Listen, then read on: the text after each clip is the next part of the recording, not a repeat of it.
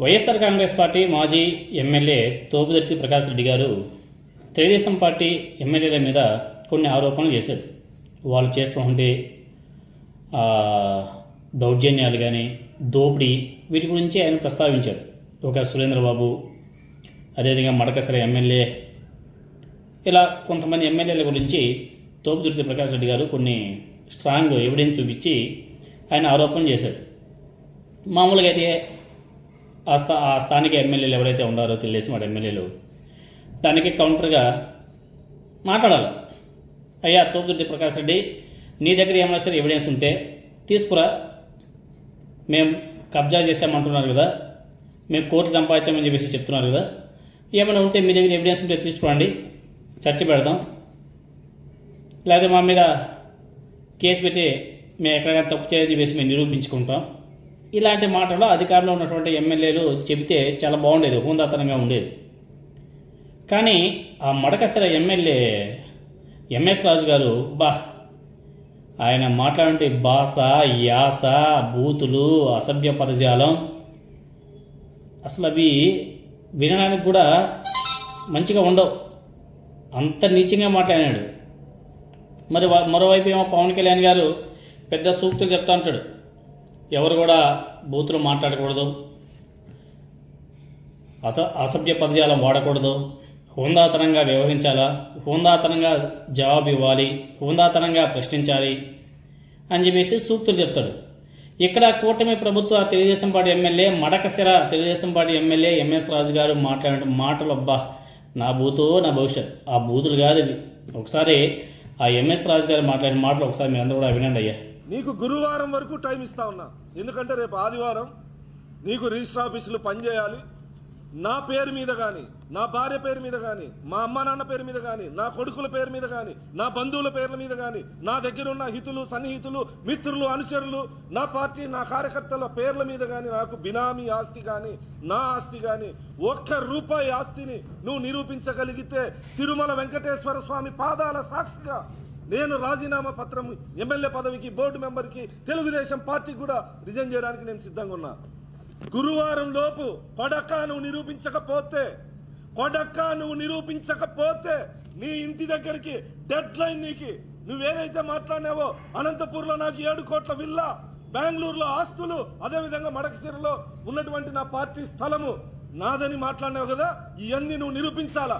నిరూపించకపోతే కొడక్క చెప్పు తీసుకొని పడతానా. కొడక్క ఏమనుకుంటావు? నోరుంది కదా అని అబద్ధాలు, అవాస్తవాలు, అసత్యాలు మాట్లాడితే భరిస్తూ వస్తామనుకుంటానవా? నువ్వు రెడ్డి పొగరు చూపిస్తే కొడక నేను మాదిగ పొగరు చూపిస్తా ఏమనుకుంటావు? తప్పుడు కూతలు, అబద్ధాలు, అసత్యాలు. నోరా ప్రకాష్ రెడ్డి? నోరా? మనిషివా నువ్వు? అసలు ఇన్ని అవాస్తవాలా, ఇన్ని తప్పుడు కూతలా, ఇన్ని అబద్ధాలా? విన్నారు కదా, మీసాలు చెప్తాడు. నువ్వు రెడ్డి అయితే ఏమిరా, మళ్ళీ కులాలను తీసుకువస్తాడు,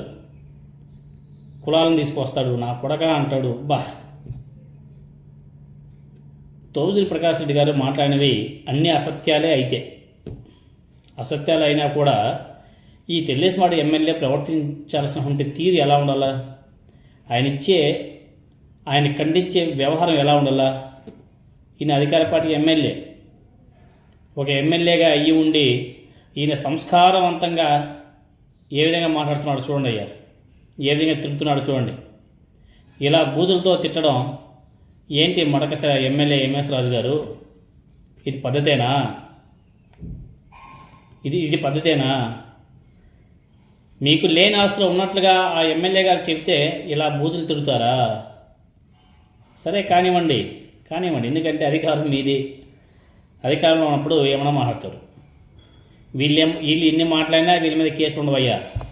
ఒక కేసు ఉండదో, ఒక జైలు ఉండదో, ఒక పోలీసు వాడు వెళ్ళడో, ఎవరు వెళ్ళరు.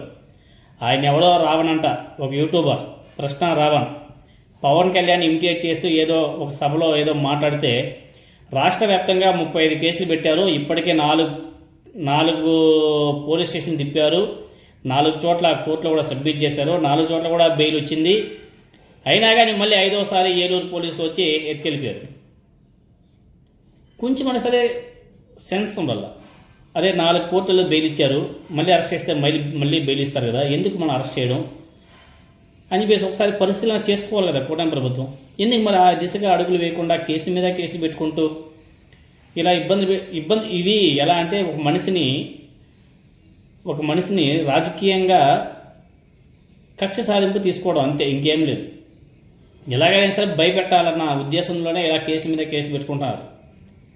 ఏముంది, లాయర్లు ప్రభుత్వం నుంచి ఖజానా డబ్బులు వెళ్తాయి, ఎన్ని కేసులు పెడితే ఏముంది, ప్రభుత్వం నుంచి వాదించే లాయర్లు ఉన్నారు కదా, వాళ్ళంతా కూడా ప్రభుత్వం నుంచే డబ్బులు వెళ్తాయి. ప్రజల సొమ్ముని ఏ విధంగా వాడుకుంటున్నారు చూడండి. ఒక యూట్యూబర్ రావని వెనుక కొన్ని వందల మంది పోలీసుల్ని పెట్టారు అరెస్ట్ చేసి తీసుకెళ్ళడానికి, మళ్ళీ అరెస్ట్ చేయడం, మళ్ళీ తీసుకెళ్ళడం, కొన్ని వందల మంది. రాష్ట్ర ప్రజల పన్నులతో శాలరీలు తీసుకుంటూ ఒక వ్యక్తిని టార్గెట్ చేసి ఇంతమంది పోలీసుల్ని ఒక వ్యక్తి వెనక పంపడం అనేది ఎంతవరకు సమంజసం ఒకసారి ఆలోచన చేయాలి. ఒక యూట్యూబర్ ఒక ప్రశ్న ఇస్తే అతని మీద ఇన్ని కేసులు పెట్టి ఇంత వ్యవస్థను ఏ విధంగా నిర్వీర్యం చేస్తున్నాడు దానికి ఇవన్నీ కూడా ఎగ్జాంపుల్స్.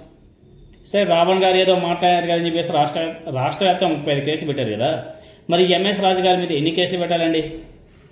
ఇక్కడ మళ్ళీ కుల ప్రస్తావన కూడా తీసుకొచ్చాడు, మరి దీనికి సంబంధించి కూడా సెక్షన్ పెట్టి చేయాలి కదా. ఇటువంటి వ్యక్తుల మీద రాజద్రోహం కేసులు పెట్టాలి. రాజద్రోహం కేసులు ఇటువంటి కేసులే పాపం రావణ్ గారి మీద పెట్టింది. మరి ఎంఎస్ రాజు గారి మీద కూడా అదే కేసులు పెట్టాలి కదా. పెట్టాలి, నిజంగానే పెట్టి ఎఫ్ఐఆర్లు నమోదు చేసి పోలీస్ స్టేషన్ తిప్పాలా, కోర్టులు తిప్పాలా. కానీ అవి చేయదు. ఎందుకంటే మా పార్టీ ఎమ్మెల్యే, మా అధికార పార్టీ ఎమ్మెల్యే కాబట్టి ఎన్ని తిట్టినా, ఏం అడినా, ఎట్లా చూపించినా, ఎలా తిప్పినా, ఇంకేమైనా అన్నా కానీ అధికార పార్టీ ఎమ్మెల్యేలకు చెల్లిపోతాయి. అదే ఒక యూట్యూబరో లేకపోతే సోషల్ మీడియానో లేకపోతే అపోజిషన్ నాయకుడు ఏదన్నా ఒక మాట అంటే చాలు, అయ్యో వైసీపీ గుండాల పార్టీ, వైసీపీ రౌడీల పార్టీ, వైసీపీ బూతుల పార్టీ అని చెప్పేసి మాట్లాడతారు. మరి దీన్ని ఏమంటారు అయ్యా? మొన్న పంతం నానాజీ గారు ఏం మాట్లాడాడు? జనసేన పార్టీ ఎమ్మెల్యే, ఈరోజు తెలుగుదేశం పార్టీ ఎమ్మెల్యే మడకసరి ఎమ్మెల్యే ఈయన ఏం మాట్లాడాడు? తర్వాత జేసీ ప్రభాకర్ రెడ్డి గారు ఏం మాట్లాడుతున్నాడు? తర్వాత ఆయన ఒకడు ఉంటాడు, జనసేన పార్టీ ఒక ఎమ్మెల్యే ఉంటాడు, ఆయన పేరు గుర్తు రావట్లేదు, బొలిశెట్టి శ్రీనివాస్ ఎవరో, ఆయన మాట్లాడే భాష ఏమంటారు దాన్ని? తాడేపల్లి కూడా ఎమ్మెల్యే ఏమంటారు? పవన్ కళ్యాణ్ గారు గతంలో ఏం మాట్లాడినాడు? రోజా గారిని ఉద్దేశించే డైమండ్ రాణి అని చెప్పేసి మాట్లాడలేదా? ఇలా చెప్పుకుంటూ పోతే బోల్డ్ ఉన్నాయి. అంటే వీళ్ళు ఏం మాట్లాడినా చెల్లిపోతాయి. వేరే వాళ్ళు ఇమిటేట్ చేసి మాట్లాడితే వాళ్ళ మీద కేసులు రాద్ధాంతం. ఇప్పుడు ఈయన మీద ఎన్ని కేసులు పెట్టాలి చెప్పండి? మీ ఉద్దేశపూర్వకంగా ఇతని మీద, ఈ తెలుగుదేశం పార్టీ ఎమ్మెల్యే ఎంఎస్ రాజు గారి మీద ఎన్ని కేసులు పెట్టాలి? ఆయన మాట్లాడిన మాటలు, ఆయన తిట్టినటువంటి బూతులు చెప్పండి, మీరే చెప్పండి. కనీసం అయినా నాకు తెలిసి ఒక 100 కేసులు పెట్టాలి ఈయన మీద. ఎందుకంటే కుల ప్రస్తావనతో సహా దూషించాడు ఆయన. కుల ప్రస్తావన తీసుకొచ్చాడు. కనీసం 100 కేసులు ఉండాలి ఈయన మీద. 175 నియోజకవర్గాల్లో 175 కేసులు నమోదు చేసినా తక్కువే అనిపిస్తుంది. ఏమోలే, కూటమి నాయకులకి ఒక రాజ్యాంగం, వేరే వాళ్ళకి మరొక రాజ్యాంగం రాసి పెట్టిందేమో ఆంధ్రప్రదేశ్లో. చూద్దాం, ప్రజలన్నీ చూస్తూ ఉంటారు. ప్రజలే సరైన సమాధానం చెప్పాలి, ఇంకెవరు ఏం చేయలేరు.